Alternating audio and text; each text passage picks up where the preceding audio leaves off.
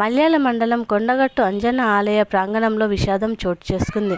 గోదావరి కని ప్రాంతానికి నుంచి దర్శనానికి వచ్చిన కుటుంబానికి ఆనందయాత్ర దుఃఖయాత్రగా మారింది. గోదావరి కని ప్రాంతంకు చెందిన రాజేశ్వరి అనే వృద్ధురాలు తన కుటుంబ సభ్యులతో కలిసి అంజన్న స్వామి దర్శనం కోసం కొండగట్టుకు చేరుకున్నారు. దర్శనం అనంతరం కాలకృత్యాలు తీర్చుకునేందుకు ఆలయం వెనుక భాగంలోకి వెళ్తుండగా దురదృష్టవశాత్తు విద్యుత్ షాక్ తగిలి రాజేశ్వరి మృతి చెందింది.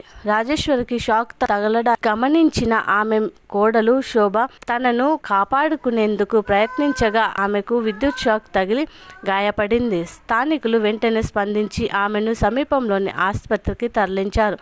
అదే ప్రాంతంలో నిన్ననే ఒక వానరం విద్యుత్ షాక్తో మృతి చెందిన విషయం తెలిసిందే. అయినా అధికారులు స్పందించకపోవడంతో నిర్లక్ష్యం ప్రాణం తీసింది. కుటుంబ సభ్యులు తీవ్ర ఆవేదన వ్యక్తం చేస్తున్నారు. నిన్న వానరం చనిపోయింది, కానీ ఎవరు వైర్లు సరిచేయలేదు.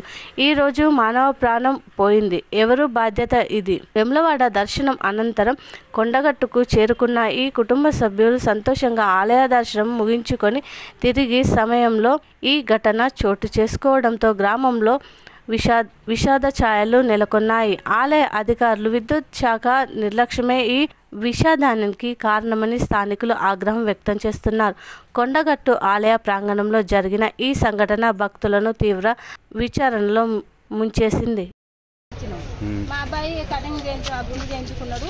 ఆయన స్నానానికి వెళ్ళింది. నేను ఇక బాత్రూమ్ తీసుకొని పోతున్నా. నానమ్మ తీసుకొని పోతుంటే తీసుకొని పోయినా పక్కకు పోయినాం. పోయినాక బాత్రూమ్ పోయింది. అట్లనే పడిపోయింది. పడిపోయిన వాళ్ళు ఏమైంది అతిగానే పడ్డది కావచ్చని నేను ఇట్లా ముట్టేసరికి ఎడమ చేతి ఇట్లా ముట్టాను. నాకు షాట్ వచ్చింది.